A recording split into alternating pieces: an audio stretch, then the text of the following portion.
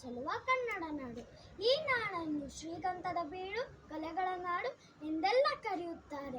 ಇಲ್ಲಿನ ಪ್ರಕೃತಿಯ ಸೊಬಗು ಮನೋಹರವಾಗಿದೆ.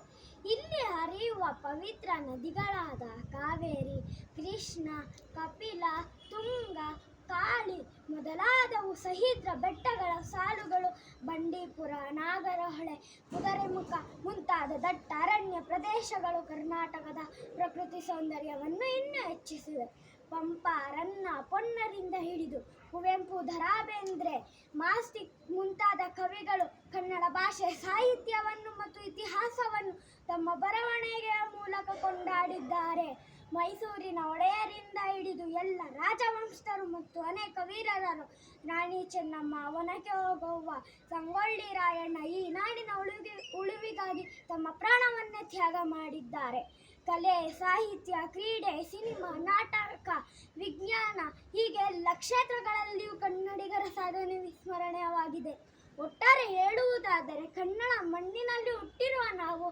ಪುಣ್ಯವಂತರು ಮತ್ತು ಭಾಗ್ಯಶಾಲಿಗಳು. ನಮ್ಮ ನಾಡಿನ ಹಿರಿಯರು ನಮಗೆ ಕೊಟ್ಟಿರುವ ಕೊಡುಗೆಗಳನ್ನು ನೆನೆದು ಕನ್ನಡ ಭಾಷೆ ಮತ್ತು ಕನ್ನಡ ನಾಡನ್ನು ಉಳಿಸಲು ಬೆಳೆಸಲು ನಾವೆಲ್ಲರೂ ಒಂದಾಗಿ ಶ್ರಮಿಸೋಣ. ನಮ್ಮ ಮನಗಳಲ್ಲಿ ನಾಡಿನ ಮೇಲೆ ಭಕ್ತಿ ಗೌರವವನ್ನು ಬೆಳೆಸಿಕೊಳ್ಳೋಣ. ಧನ್ಯವಾದಗಳು.